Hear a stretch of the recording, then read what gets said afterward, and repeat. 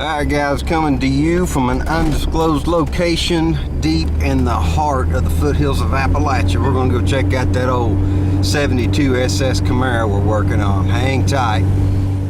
Here we are at my buddy's shop. This is the 72 SS Camaro. You can see the body work is in progress. It's just pretty much, well, we've got parts hanging out here, which I can show you better. Anyway, it's just a shell right now. But on the way, making progress. Right now, what we're going to be doing, I need to throw the rear end back together. Got the long studs, race studs, and the axles. So we're ready to throw those back in. Sorry for the poor camera work. Okay, got the backing plates on. What I'm going to need is another e-brake cable for the other side, but just for the sake of getting this thing off to the chassis shop, we just want to get brakes on it, you know, get the hydraulics working and get it to the chassis shop and get it back so we can put all the goodies in it. There is it's a 4-speed car. There's the tranny. Of course it needs cleaned up, no big deal. There's the engine. He bought this engine, was built lightly used, I believe, and he bought it. It's 421.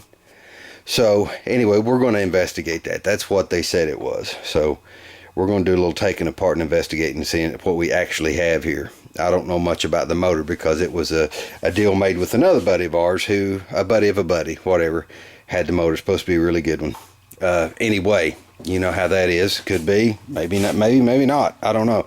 Anyway, we got to get the motor put together while it's at the chassis shop, and then it's going to be a whole lot of long blocking and lining up the doors and all that good stuff and the fenders. But right now we need to get this thing rolling and stopping. So anyway, I'm gonna move forward, and he wanted me to check and verify the gear ratio in the rear end. We're going to do that. We're going to get the axles put in it, and we're going to get it all sealed up and put the gear oil to it, and then we'll start putting brakes together. So it's going to be I got to flush all these brake lines. They're all apart and been hanging out for years. What the story on this car was, by the way, this was they were in the process of building a car, and it got flooded. The guy got discouraged, so the owner, Steve, you want to talk to these folks or not?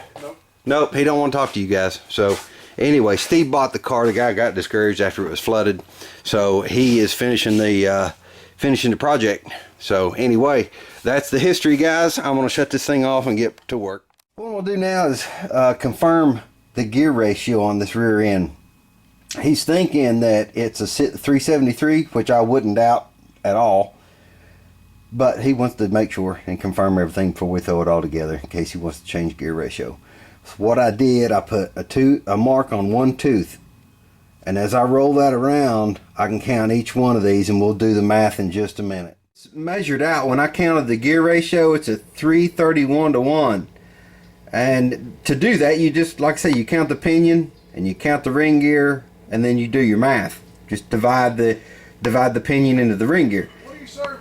Anyway, we've got, when I push this axle in, there's a bunch of rust here. We're going to talk that over with Steve and see what he wants to do. Talked to Steve about it. He said that we have to have this thing to the chassis guy within 2 weeks. So what we're going to do is throw it all back together, rust and all, put the lube back in it, and when it's back from the chassis guy, we're going to pull the whole rear end, clean it out, end-to-end axle tubes, axle bearings, all that good stuff. And he had on the shelf a 410 ring gear and pinion. He said he's probably going to do that, but he's entertaining the idea of a 9-inch Ford. So we'll see what happens with it. Anyway, for anybody that wants to know, I was going to show how these you put the axles back in one. You have these, like, they're like kind of a C type clip. I've already shoved the axle in, and you put that clip over your axle. It's got that groove. You just put it in there, and I push it back. Do the other side the same way, and then we're going to put the pin through it, which you've got a, let me see where my bolt hole is. I've spun it around. Anyway, we'll get back to that. I'll shut the camera down, get the other axle in it. We'll put the C-clip in it, and we'll put the pin in the retaining bolt in it. Alright guys, we're going to go ahead and get this pin in here. There's a bolt, this retaining bolt. It's going to go through this, through the pin. Pretty self-explanatory. Anyway, that's the dealio with that.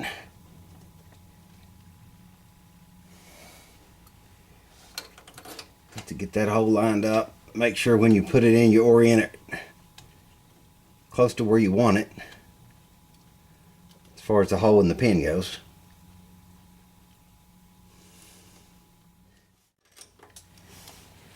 Alright, and we'll tighten this down. Then we'll put the lid back over it, and it's I'm going to go ahead and fill it with oil, like I said, and we'll just get it rolling. And Steve's going to figure out what he wants as far as the rear end goes. I wouldn't surprise me at all if he didn't get a 9-inch Ford rear end, but we'll wait and see. We'll do whatever he wants to do. It's his car. He's the one that signs the paycheck. So, alright, we got the pinion pin in lined up. We ran it down and got the wrong wrench in my hand. Let's just snug it up. Okay.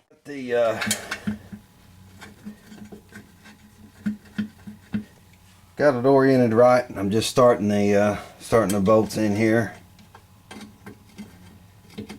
Pretty self-explanatory. It only goes on one way. The ring gear is here, and you can see that's the biggest, the deepest part of the cavity. I'll get all these started. We'll zap it on and throw the oil in it. This is the drain pan they used to drain that differential, that SS Camaro. I'm thinking maybe the 9-inch Ford would be the best way to go. I noticed when I was working on the axles, putting the race studs in the axles, that there was just a little bit of galling on the axles where it rides in the. We got a bad. Hold on here a minute. Let me get this thing focused.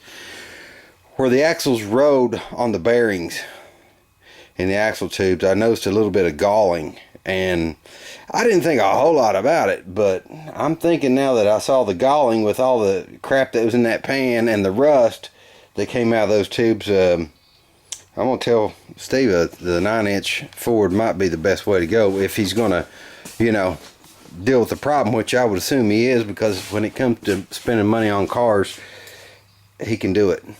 He loves cars. So we'll see what happens. Let's see what he says. Anyway, I'm gonna sign off unless there's something else noteworthy. Later, guys.